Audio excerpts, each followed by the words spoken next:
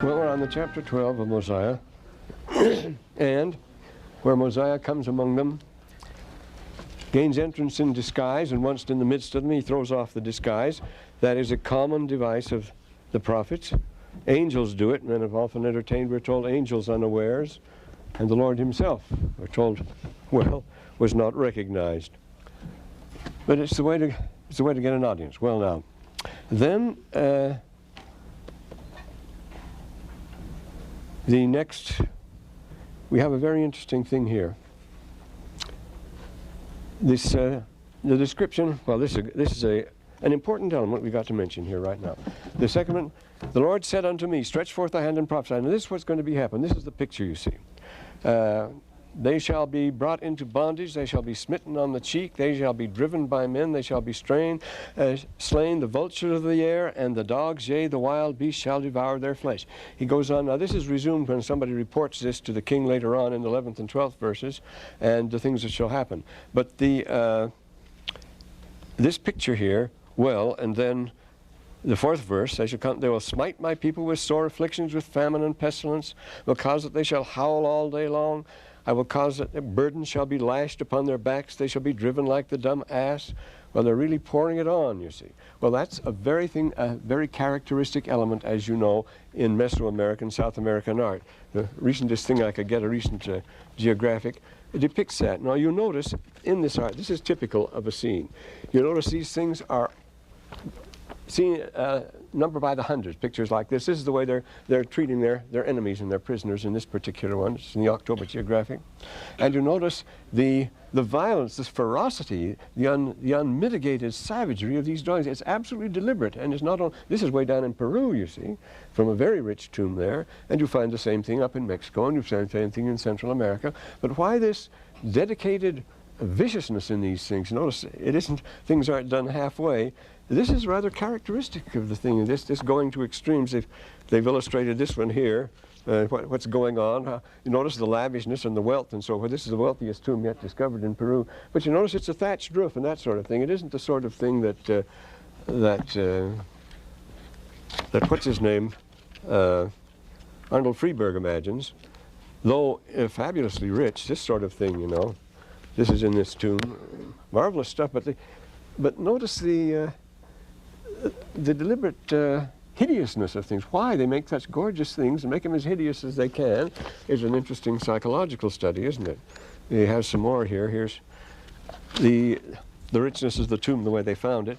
Again, it's the fields who feel. They just pour it on. You don't recognize much there. That's the way they found the guy. But this costly apparel, and the feathers, I say, and the beads, and the jewelry, and the clinking and the flapping. They're just walking Christmas trees, these people. And this is a thing that is often reflected in the Book of Mormon, this excess, and especially this treatment of the enemies, the way it's described here. Many pictures of them. They're a favorite theme, like this theme here. They're cutting people's throats and so forth. And they show lots and lots of tears, lots of pictures with vultures eating people, and dogs, and that's what he says here. They will smite you, they will cause to be lashed, burdens on their back. They have some famous pictures with the one people bearing the burdens and the others driving them and so forth. And the driven and shall be slain, and the vultures of the air, the dogs, the wild beasts shall devour their flesh. And we have pictures all over as if they gloated on that sort of thing. It's a most interesting aspect of the Book of Mormon, this savagery. And then we come to this, the east wind and the insects, and the pestilence. Well, which follows the war, of course. And then the 8th verse tells us, I will utterly destroy them from off the face of the earth, yet they shall leave a record behind them. I will preserve them for other nations that shall possess this land, yea, the land, excuse me. Even this will I do, that I may discover the abominations of this people to others. Well, why worry about the abominations? Why go out of your way to show how abominable? Why do you keep the record just to show that these people were destructive, that they were wicked, and this is what happened to them? This seems to be a very negative approach to history, doesn't it? Well, this is for a definite reason, from a definite purpose. We should know that by today. See, civilizations and cultures do not have to be destroyed. There are cycles, the good and bad. You get those in Spengler and Thomas Henry Buckle and the circular theory of civilizations. They have a youth, a maturity, and an old age, and then they collapse. It's just routinely, it's happened to many of them. And yet, we have that's how it goes with civilization, you see. acquisitive, expansive. You can't do that forever. You will always collapse if you have an acquisitive and expansive. We seem to think that unless the GNP goes up every year, we're in trouble. If it stands still, then nothing's going to happen.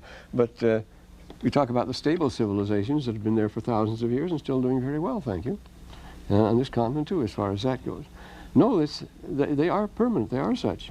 You can see on these documentaries, people that they've misnamed them savages, New Guinea and things like that. They say, well, since the Stone Age they've been living like this for millions of years. Not necessarily that, but they have a stable form of existence. Their food supply is regular. A lot of that's being, a lot of lamentation now about the destruction of the jungle, about destruction of all resources, about destruction of the ozone and everything. It can't go on, you see. You can't expand that way. And then it always shows us if we just leave these things alone, where the balance of nature is established, and wouldn't try to prey on each other and try to get richer and richer, people are able to go on indefinitely and enjoy themselves. They have a good time. It's much better than our miserable rat race that everybody complains about. They're always under pressure.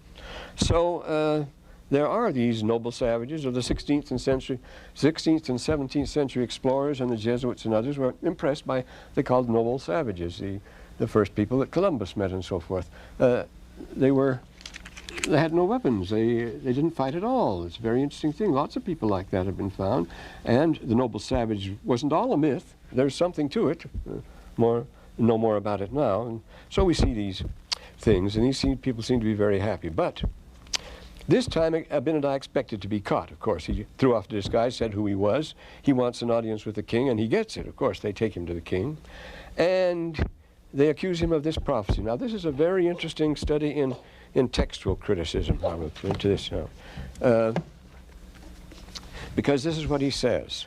The life of King Noah shall be valued even as a garment in a hot furnace. He shall know that I am the Lord.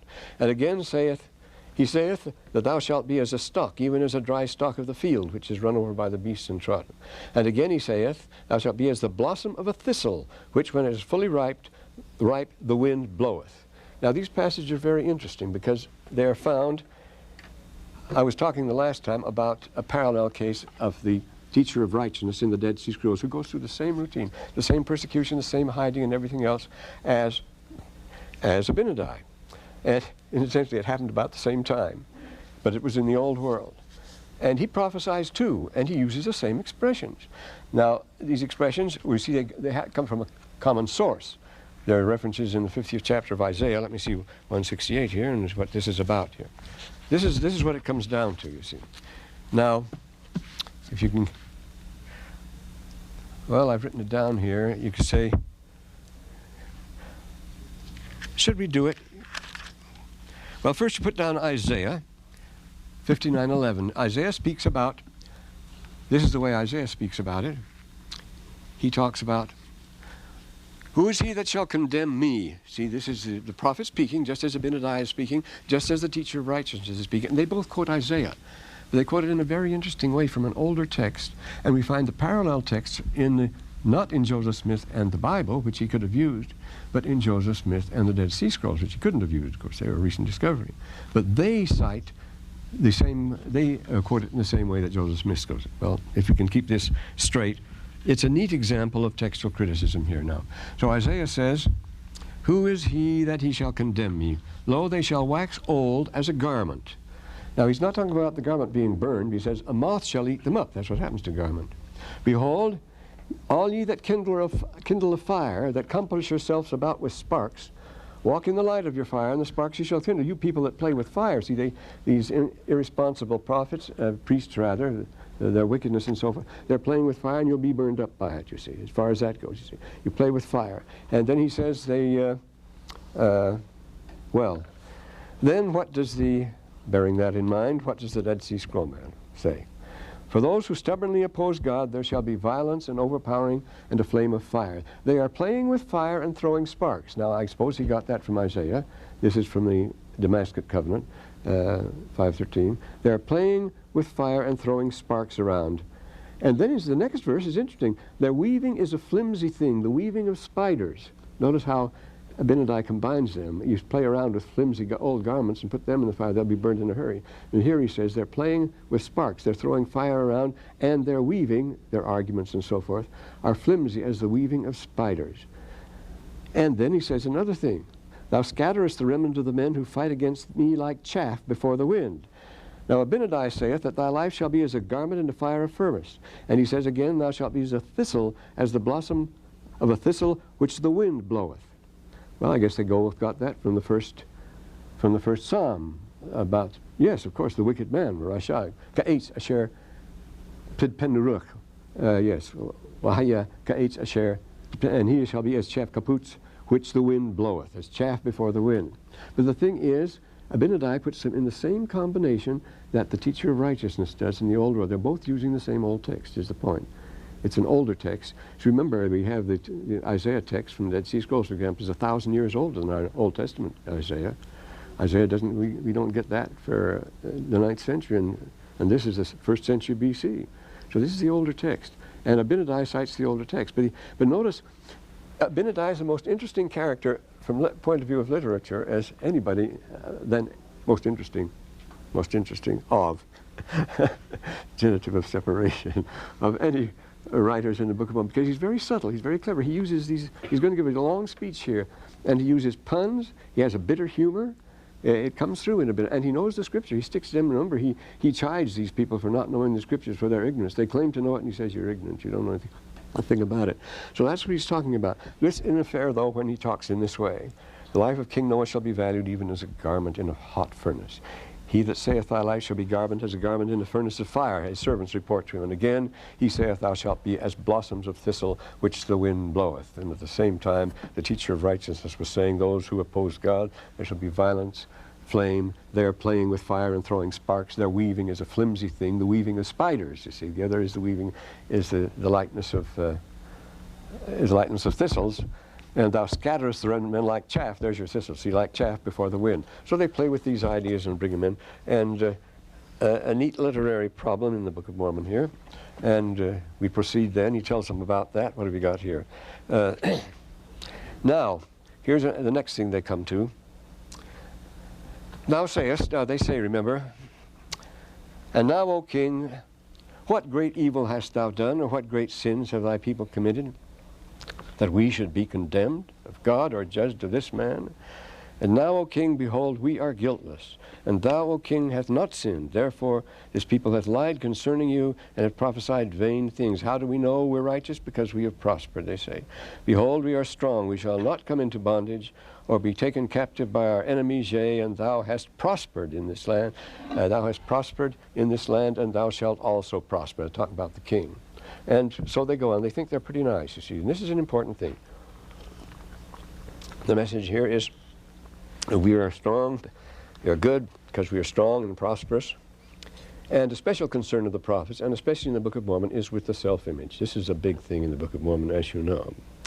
The more corrupt and wicked people are, the more they insist on their respectable, proper, decent, upright self-image. After all, who dresses flawlessly in the height of style always goes to match the mafioso, of course.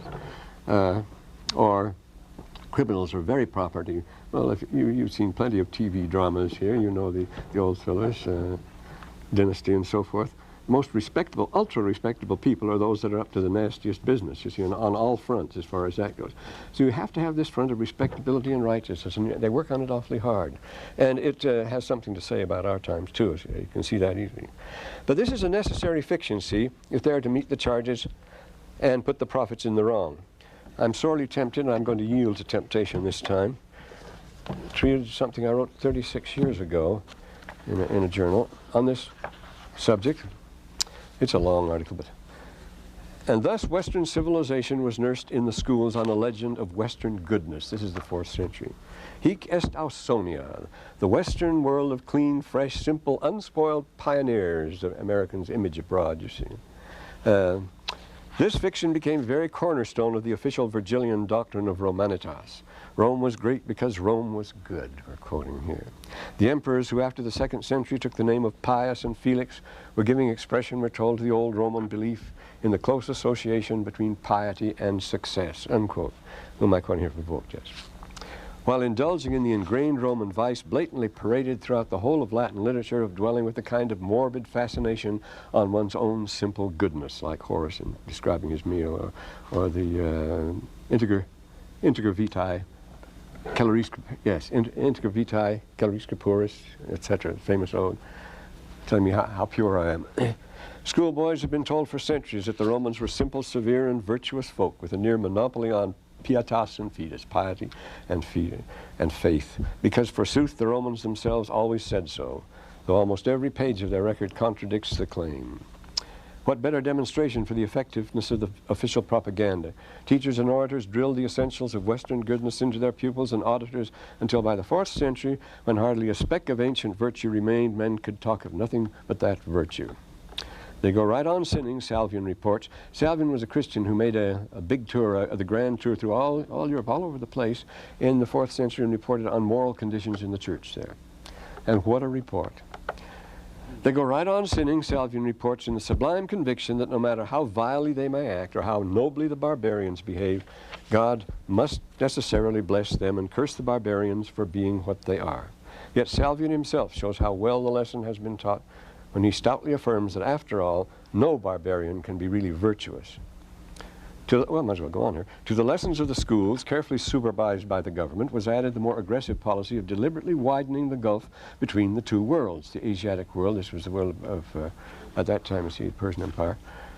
For centuries, barbarian and Roman, East and West, had been mingling on terms of greatest intimacy, producing a borderline culture which was quite impossible to draw the line between one culture and the other.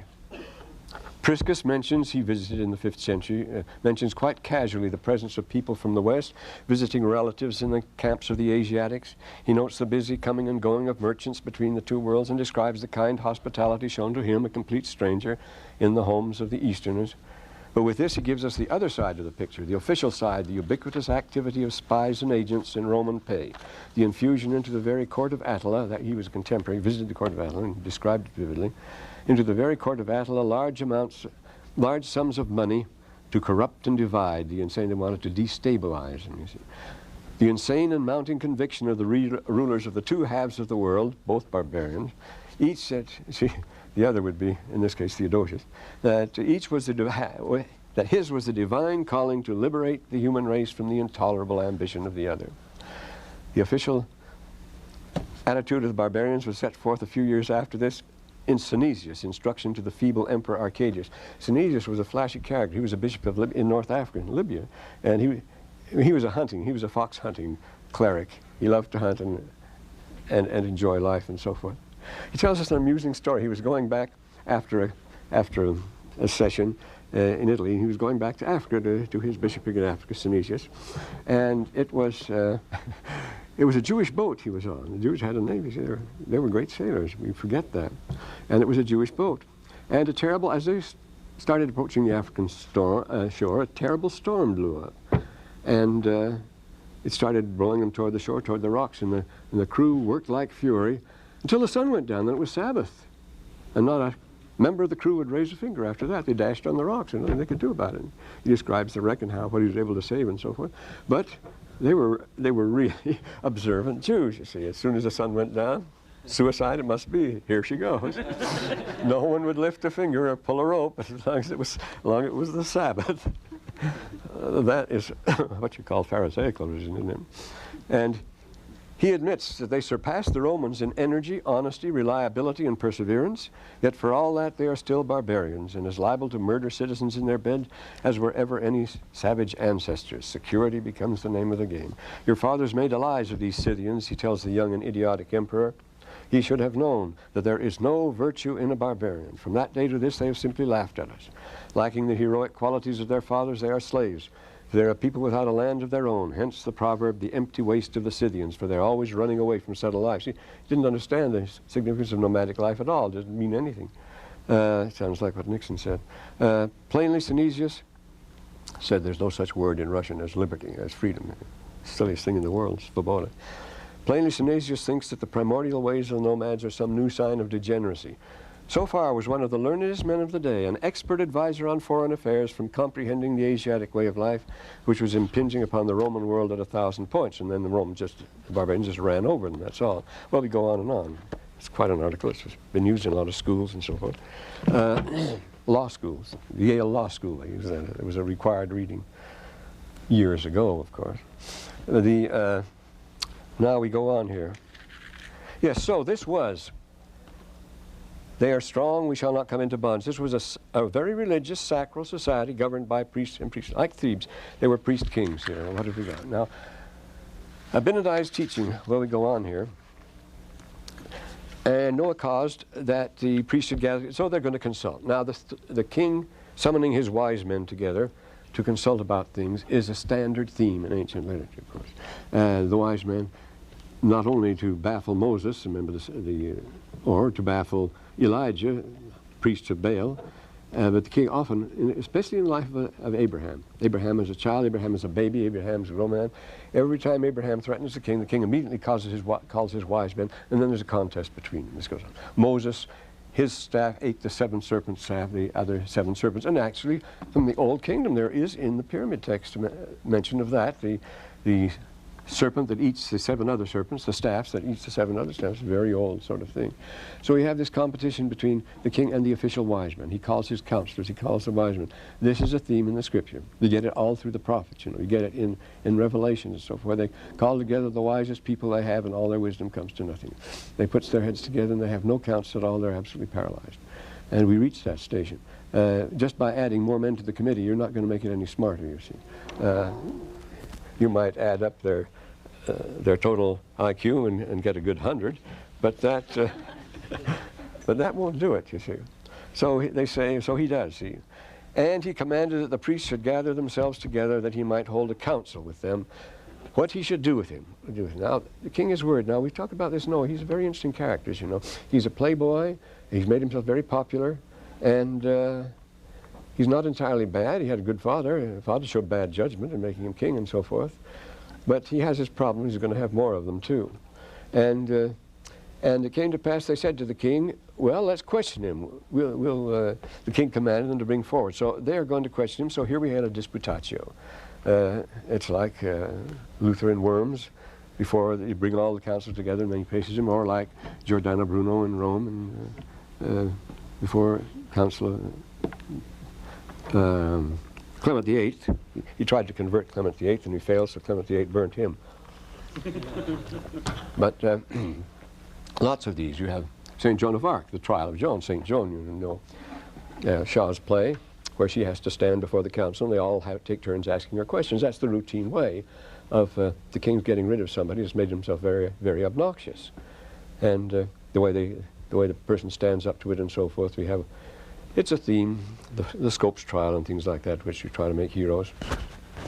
And so they ask him this. This is the one question they ask him. Notice, they began to question him. They might cross him, that thereby they might have wherewith to accuse him. But he answered them boldly, withstood all their questions to their astonishment. They did not withstand them, for he did withstand them in all their questions. They did confound them in all their words. Now again, we go back to our teacher of righteousness back in Palestine here. And the same thing happens. It's worded almost the very same way here. Yes, the priest began, this is Book of Mormon, the priest began to question him that they might cross him, to accuse him, but to their astonishment he did withstand them in all their questions, they did confound them in their words. And this is what the Hodiot is the thanksgiving hymn of this prophet after he's been delivered by the Lord from their clutches. They spread a net to catch me, but it caught their own foot. Thou deliverest me from the spite of the manipulators, the rhetoricians of lies. See this very situation. From the counsel of those who seek smooth things, thou hast rescued the soul of the poor one, whom they desired to destroy because of his service to thee. I was zealous against the deceitful men, for all who are near to thee resist not thy mouth, or change thy words. And then he says here, Abinadi says here, you pretend to teach this people. If you understand these things, you have not taught them. Therefore, you have perverted the ways of the Lord. The Hodiot scroll, the teacher of righteousness, says, I became an accusing spirit against all who taught smooth things, and all the men of false teaching, deception, illusion stormed against me. They professed to be in the covenant of repentance. Now, again, In the 27th verse, Abinadi says, you have not applied your hearts to the understanding. You haven't really made an effort to understand. We'll see that in a minute here. And they said, we teach the law of Moses. Well, if you teach the law of Moses, why don't you keep it? Why do you set your hearts on riches? See, the first thing he hits that. Why do you commit whoredoms and spend your strength with harlots? And in the Dead Sea Scrolls, they profess to be in the covenant of repentance, but they have not departed from the ways of the apostates. They have wallowed in the ways of whoredoms and godliness. You commit whoredoms and spend your strength with harlots. And the old world says you have wallowed in the ways of whoredoms and godliness. Everyone has deserted his family for immoral practices, zealous in the acquisition of wealth. He brings that in right there, you see. Acquisition of wealth and property, every man doing what is right in his own eyes, confirming the people in their own sins. As if it had been lifted from the Doctrine and Covenants of the Book of Mormon, these passages from the Dead Sea Scrolls. How valuable they are, and the Dead Sea Scrolls are in discredit. Nobody likes them because they say the wrong thing, as far as that goes. It's very interesting. He goes on, he says, I know if you keep, in the 33rd verse, I know if you keep the commandments of God, you shall be saved, yea. If you keep, this is Abinadi speaking, if you keep the commandments which the Lord delivered unto Moses on the Mount Sinai. Have you done all this? Have you taught this people what they should do, all these things? I say unto you, nay, ye have not. Back to the Hodiot, the Thanksgiving hymn. The preachers of lies and the seers of illusions contrive devil's tricks against me to make me exchange the law which thou hast engraved in my heart for the smooth things they teach to the people. They who shut up the drink of knowledge from the thirsting ones, the Lord said this, see, to give them vinegar, to turn them to false teachings, lest they fall into teachings that they fall into your nets. Well, let's go on here. I say unto you, he says, that it is expedient that you should keep the law of Moses, Abinadi, as yet. But I say unto you that the time shall come when it shall no more be expedient to keep the law of Moses. Yahuwah. From no precept shall the Torah shall they depart, until there shall come a prophet and Messiah of Aaron and Israel. See, even that, even the idea of the law was absolute. This was the last word as far as the Jews were concerned. And here we have this Jewish scroll saying, from no precept of the Torah shall they depart until the Messiah comes of Aaron and Israel. And that's exactly what Abinadi teaches them. Therefore, he goes on, Abinadi goes on, therefore there was a law given, a law of performances and ordinances. You have to go through the forms as a drill, keeping yourself on the road, a discipline, how well you might understand it, but it prepares you for serious things, which they were to observe strictly from day to day. But they didn't pay attention to that. It's easy enough. But behold, all these things were types of things to come. And now they did not understand the law, and this because of the hardness of their hearts. Well, back to the Damascus covenant. And according to this rule they shall walk, even the seed of Israel, and in this way of living for the camp. This is the way they shall walk, again it says, in the time of the wicked, until the anointed one, the Messiah of Aaron, arises. There we are again, you see. Did not Moses prophesy, the next chapter says, did not Moses prophesy concerning the coming of the Messiah, that God should redeem his people? Yea, even all the prophets who have prophesied since the world began, have they not spoken more or less? It's all been about the Messiah, he said. And the IQS says, as commanded by the hand of Moses and by the hands of the servants his prophets, to atone for the sins, to please God in the land, more than the flesh of burnt offerings. See, this was the atonement. It goes beyond the old law of Moses. More than the flesh of burnt offerings and the fat of sacrifices, the heat offerings of the lips for a mishpat, like the sacrificial odor, the kinioch, offering acceptable to him. Well, we go on and on here. Well, very interesting parallels. I didn't realize this was so interesting. I'll have to read it more. But this is the way he goes on now. Brother Nibley? Yeah. Is there mentioned in the Damascus text the fate of the teacher of righteousness? Yes, he was, well, does it tell us what happened to him? He was put to death, all right. Is there any possibility that it is Abinadi, the teacher of righteousness? Well, the thing is, now that's interpreted differently. See, when you have you say a man of possessions, you mean by a rich man, you see. An ish, well, a man of possessions, or if you say an ish chokhmah, a man of wisdom, you mean wise man, you see. So when you say a man of righteousness, it means a righteous teacher is all. The teacher of righteousness, the teacher who had the quality of righteousness is what it means. It's usually read as today the righteous teacher. So it could be the name, sometimes they call him the Star, and he goes by different names. But there were different groups under teachers like that. When they were driven out, they were only 28 miles from Jerusalem when they were driven out by Herod's soldiers. Most of the company went north and settled at Damascus, and that's why this. And then they kept their record there. And then the fragment was found in the Geniza of a wall of an old deserted, and converted to a mosque, deserted synagogue in Cairo by Paul Kalla long ago. No, it was Schechter, Solomon Schechter found it, took it up to Cambridge, and it rested there for 27 years. Nobody paid any attention to it at all. And then they found the Dead Sea Scroll and they said, aha, this is a Dead Sea Scroll. But everybody thought it was a fake. Solomon Zeitlin, the old editor of the Jewish Quarterly Review, he believed it was just a medieval forgery, just a joke. He would never change his mind. I mean, though hundreds of documents came forth to attest it. That's the way we stand. Well, anyway, he goes on here. Stubborn people we're dealing with here, see? To question, now why do they ask this question? Well, it's obvious why they ask it, you see. It came to pass that one of them said to him, now this is the key question they ask him, what meaneth the words which are written, of which has been taught by our fathers, saying, how beautiful upon the mountains are the feet of him that bringeth good tidings, that publisheth peace, that bringeth good tidings of good, that publisheth salvation, he goes on. Break forth into joy, sing together, ye waste places of Jerusalem, the Lord has comforted his people. Now what he's asking is this, if you're a true prophet, why don't you bring us this good news? This is the prophet. Why don't you rejoice us? And, why don't you teach us to rejoice? That's what prophets teach. What kind of a message? This is the kind of a message you should deliver. He says, this is what prophets teach. Good tidings that publishes good and salvation, that bring joy, and bring comfort to the people. Why aren't you bringing comfort and joy if you're a real prophet? It's a logical thing to answer, because they believe that we should enjoy ourselves and teach people what they want to hear. So if you were a prophet like this, you'd bring us good news. And the Lord hath made bare his arm in all the nations, and they shall see the salvation of God. Well, that's a cheerful promise.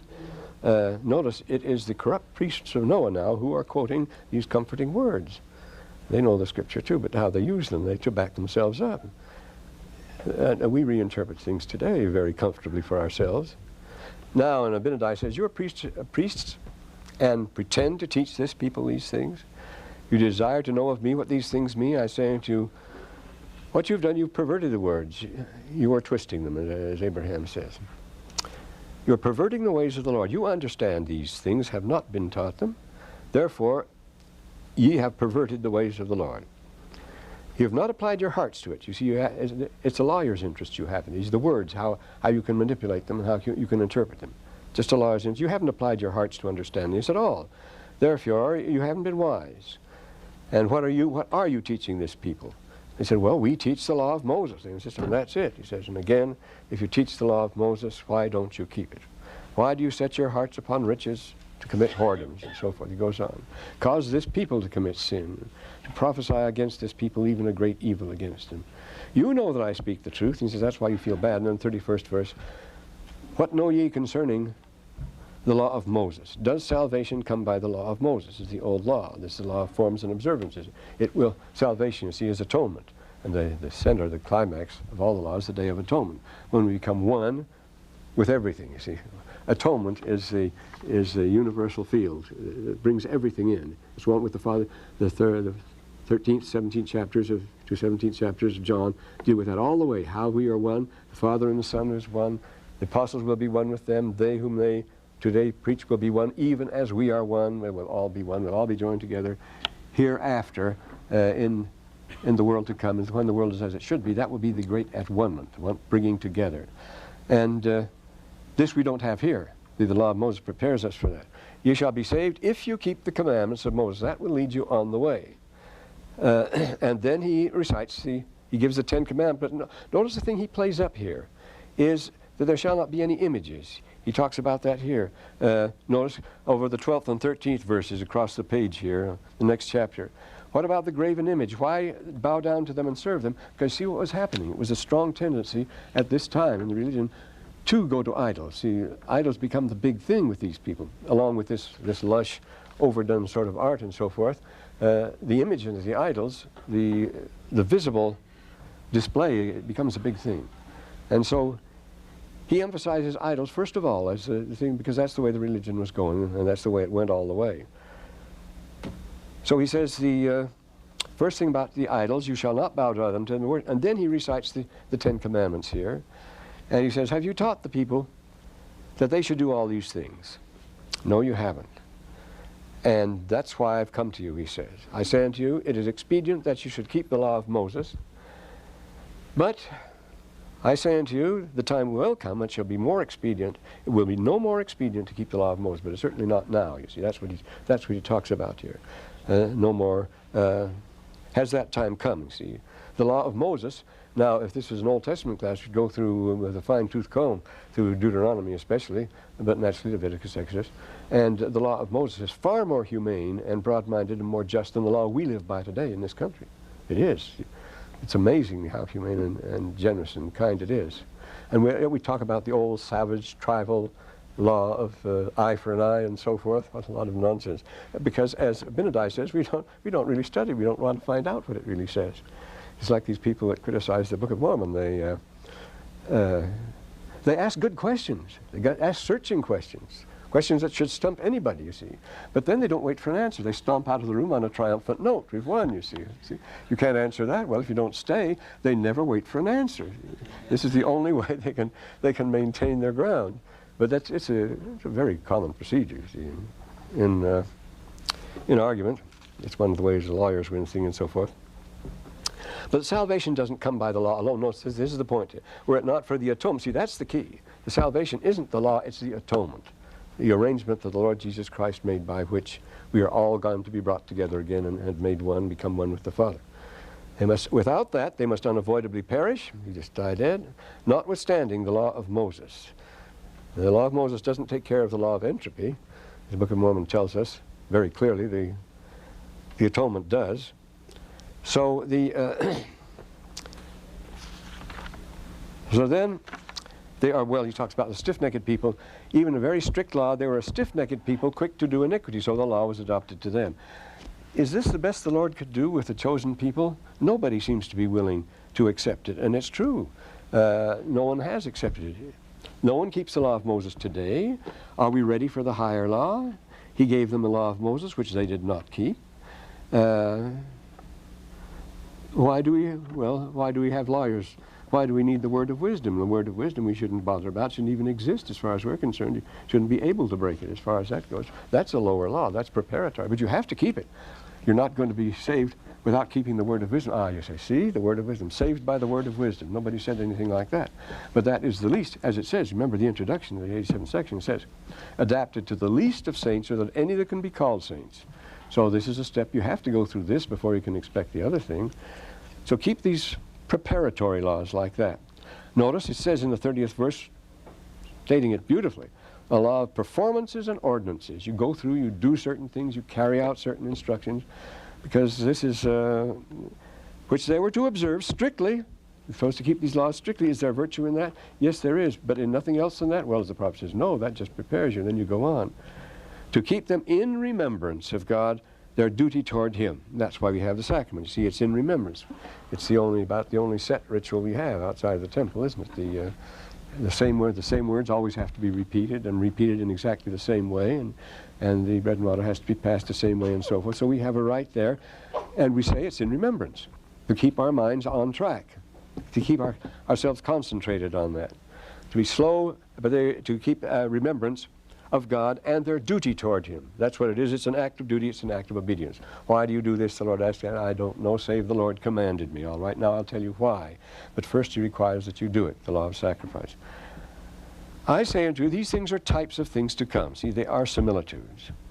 And they didn't understand the law. Now, they didn't understand the law in the Old Testament. They didn't understand it in the New Testament, as the Lord makes very clear. They don't understand it in the Book of Mormon. We don't understand it in the Pearl of Great Price, pay practically no attention to it. And we don't understand it in the Doctrine and Covenants. We slide over these things as far as that goes. Now, they would not accept, we do not accept, as he says here, the hardness of their hearts. They understood not that they could not any man be saved through the redemption of God. As Mosiah said, remember, always keep this in remembrance, your own nothingness and the greatness and goodness of God. Then, he says, you can always manage to be happy. But that's the thing you have to do. No. Well, didn't Moses speak concerning the coming of the Messiah, he says? And God should redeem the people, even all the prophets? more or less concerning, and all the prophets, this is an important verse in the Book of Mormon, and all the prophets have spoken more or less concerning these things. Well, they could ask, where does Moses speak of these things, and where do the prophets tell us about the Messiah in these sense? And the Jews still ask that. He says, we don't see any Messiah there. Well, the next chapter, he proceeds to recite the score of Handel's Messiah, the 53rd chapter of Isaiah, which is the score of much of Handel's Messiah, and that's the very thing he was talking about. This describes the coming of the Lord. This says that he shall come in the form of a man, and go forth in mighty power, well, and that God himself should come down among the children of men. Yea, have they not said that he should bring to pass the resurrection of the dead? Well, all that is already, it's in the Old Testament, but I say you don't have to see it there, and the Jews don't see it there at all. If you don't believe that, who does, you see? So he goes on here. And back there, the 21st to 22nd verses, to 24th verses, back in the 12th chapter, he talks the same thing. The Lord hath made bare his holy arm in the lives of all the nations, see the salvation of our God. And, well, he break forth in singing Jerusalem. It was the passage they themselves quoted, which prophesies the coming of the Messiah. So he quotes Isaiah 53, these wonderful words. And most people find this impossible to believe, so naturally it starts out, who hath believed our report? And to whom is the arm of the Lord revealed? I say most people find it impossible to believe. They say that John and all the rest can't possibly have meant this literally, not out of the question. This is in a spiritual sense, forgetting that if Christ had spoken spiritually, he never would have had any trouble with the scribes, Pharisees, or anybody else, because spiritual was the thing in that day. Everybody had gone Hermetic, you see. A spiritual father, fine, no objection whatever. Spiritual sacrifice, fine, no objection whatever. But it's because it was real that they were sorely offended. They couldn't take that. And so it goes up and talks about it. You all know these immortal lines. He is despised and rejected of men, a man of sorrows and acquainted with grief. He has borne our griefs. He was wounded for our transgressions. See, this is the atonement, the price that was paid to bring about an atonement, bring about the reconciliation. Because we, like sheep, have all gone astray, we have turned every one from his own way. Section 1 of the Doctrine and Covenants, every man walketh after the image of his own heart, which is the image of an idol, which waxeth old, and shall perish in Babylon, even Babylon the Great, which shall perish, and shall fall in Babylon, which shall perish. All we like sheep have gone astray, they have turned away every one in his own way, every man after his own heart. But he was brought as a lamb to the slaughter, that's the sacrifice, you see, before the shearers. And for our transgressions of my people, he was smitten. For the transgressions of my people, he was, at the bottom of the 8th verse here. 9th, he made his grave with the wicked, as low as you can get, with the rich in his death, because he had done no evil, neither any deceit in his mouth. Thou shalt make his soul an offering for sin. You shall see his seed, shall prolong his days, and so forth. He shall see the travail of his soul, and shall be satisfied. By his knowledge shall my righteous servant be justified, for he shall bear their iniquities. And finally, he bore the sins of many, the intercession and for transgressions. Well, what does all this mean?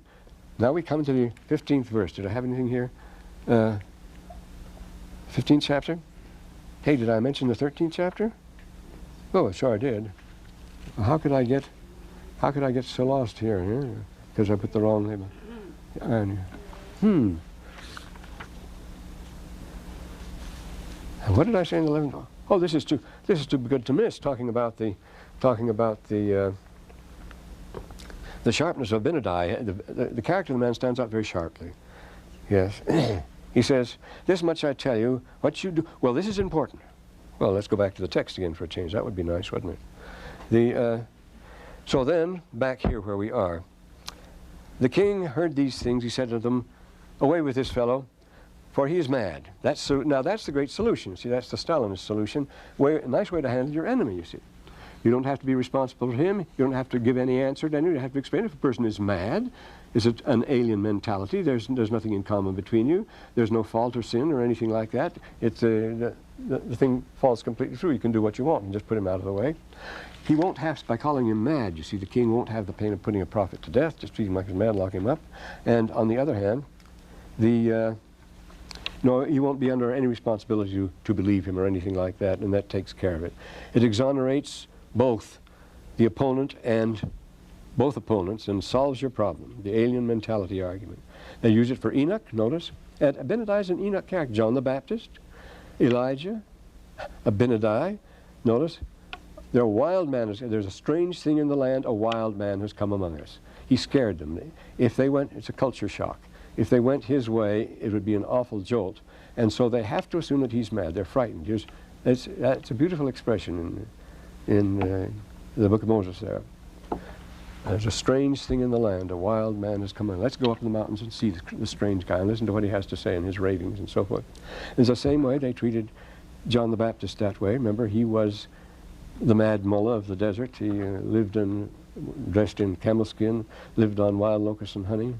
And the people went out, flocked out to see him and so forth. And when they asked him who he was, now Josephus says an interesting thing here. When people asked him who he was, Josephus doesn't know who his name was. Josephus knows all about him, but he doesn't know his name was John because he never told anyone his name was John. He said he was Enoch. It's a very interesting thing, and they took him for Enoch Redivivus, the returned Enoch. And of course, Enoch's going to return with Elijah, and Elijah was another one, you see, when they were treated the same way. So this is Abinadi character, the wild man prophet, is a masterful invention of Joseph Smith's, if you want to put it that way. This Joseph Smith, he could do almost anything, that kid. And because you're angry with me because I tell you the truth, he says. Oh, touch me not. I have not delivered the message which ye have requested. He says, you asked for the message, don't throw me away now. And he says, you know darn well I'm not mad. But now his faith shone, so he is something special. They're overawed, you see. They durst not lay their hands on him, for the Spirit of the Lord was upon him. His face shone with exceeding luster, even as Moses did on the Mount of Sinai. Oh, and Joseph's in Liberty Jail. Say, we've got an Enoch figure, something very special here. I perceive that it cuts to your hearts because, you see, they were overwhelmed. I perceive that it cuts to your hearts because I tell you the truth concerning your iniquities, yea, and the words fill you with wonder and amazement and anger. The establishment had drifted so far. And then he goes on, but this much I tell you, and here is another very interesting statement here, this 10th verse. This much I tell you, that what you do with me after this shall be a type and shadow of things which are to come. Now that's a very interesting thing. See, the choice is up to you, he says. You will do according to your nature.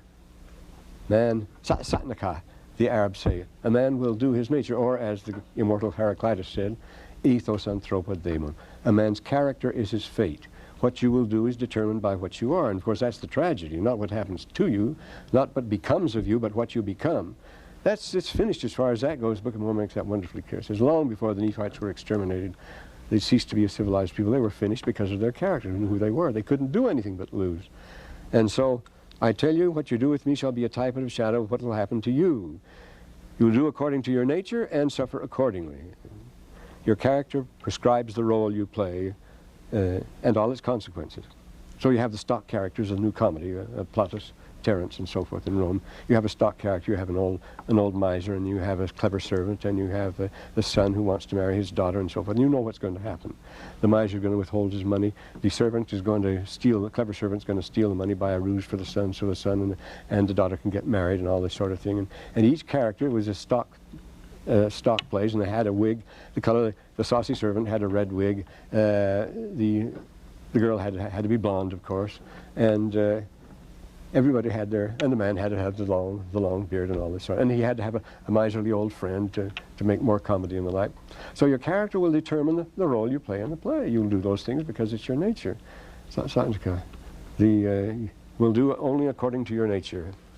Anthropodaemon. So, he says, I read unto you the remainder of the commandments. Now notice, here is some of his bitter humor. You'll notice here.